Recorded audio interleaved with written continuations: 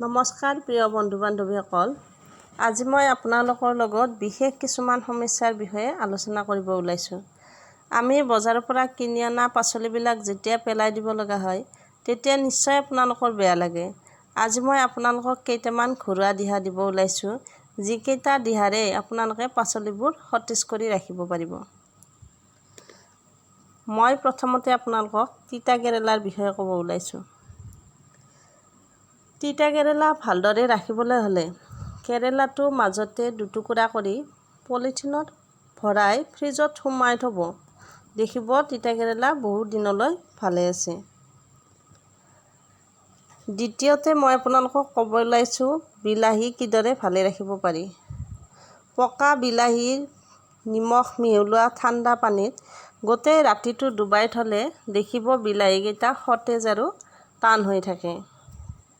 বন্ধু বান্ধৱীসকল, শাক কিদৰে ভালে ৰাখিব পাৰি জানেনে?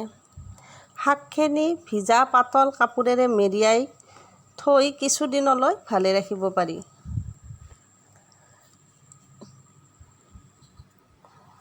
তেনেদৰে শাক আমি বহু দিন ৰাখি থ'ব পাৰোঁ। কেঁচা জলকীয়া বহুত দিনলৈ ভালে ৰাখিবলৈ হ'লে জলকীয়াৰ ঠাৰিবোৰ গুচাই বটলত ভৰাই ফ্ৰিজত সুমুৱাই থৈ চাবচোন, জলকীয়াকেইটা ধুনীয়া সতেজ আৰু কেঁচা হৈ আছে। বন্ধু বান্ধৱীসকল, কাচকল আৰু নেমু ভালে ৰাখিবলৈ হ'লে কাচকল আৰু নেমুকেইটা সদায় এঘণ্টাকৈ পানীত ডুবাই থ'ব। তেতিয়া কাচকল আৰু নেমু টেঙা ধুনীয়া সতেজ হৈ থাকে।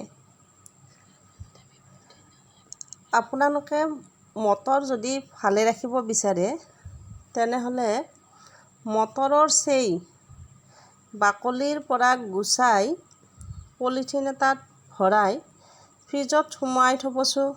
তেতিয়া মটৰবিলাক বহুদিনলৈ সতেজ হৈ থাকিব। আপোনালোকে ফ্ৰিজৰ পৰা উলিয়াই যেতিয়াই মন যায় তেতিয়াই খাব পাৰিব।